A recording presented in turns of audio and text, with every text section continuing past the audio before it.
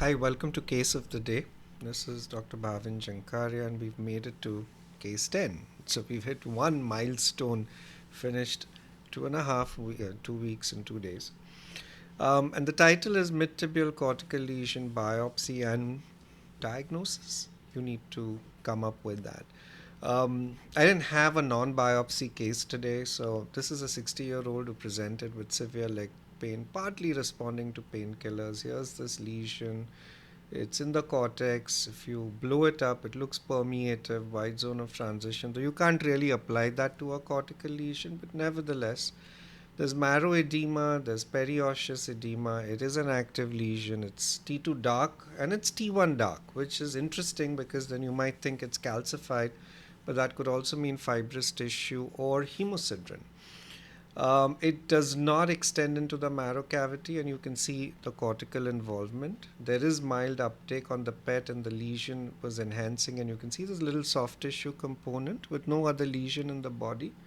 And the CT before the biopsy shows an irregular permeative lesion, but it also shows these prominent vessels here, suggesting that it is a well vascularized lesion. So, patient had come for a biopsy. This is really the only route available, and I had to use a 11 gauge Cook bone biopsy gun with a hammer and a drill and this 18 gauge through it, and I'll walk you through it. So here's 11 gauge which I'm positioning. Then I used a hammer to get in up to here, and then it was getting tough, so I used a drill, and that's the K wire which has gone up to here.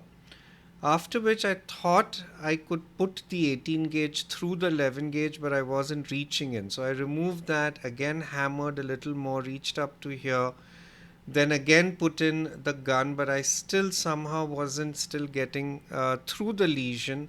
I did with a little more effort, but wasn't getting enough material. It was all just blood.